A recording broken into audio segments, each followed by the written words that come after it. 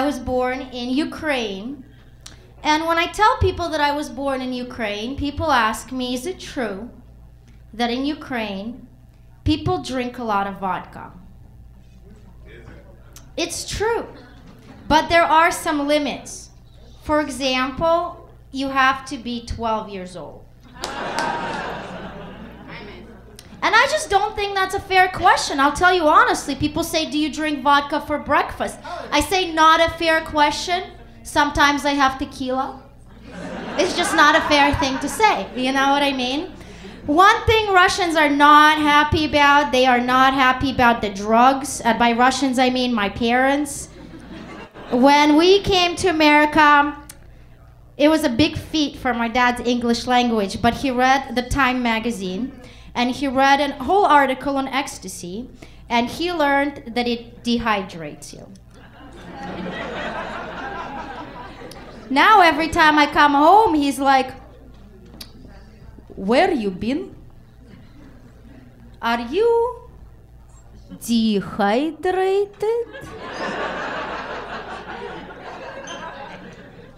I'm also a Jewish person, which means I went to law school. Thank you, thank you. We're all excited for it. My 4th time taking the bar now. Yeah, I know. And one thing that we do in law school is that we go to a lot of networking functions.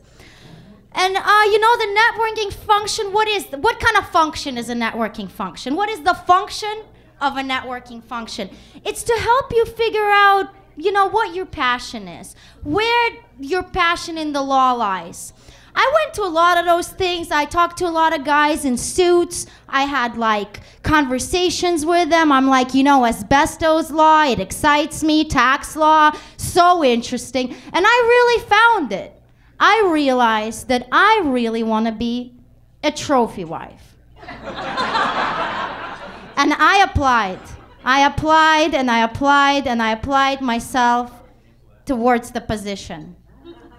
And you know, they told me that my boobs did not quite fit the position. So I had to go back to law school. And in law school, this funny thing happened to me. I got carpal tunnel. I don't know if you guys know what carpal tunnel is, but it's when you cannot use your wrists, which eliminated my last chance at employment in stripping, because I literally cannot hold on to the pole.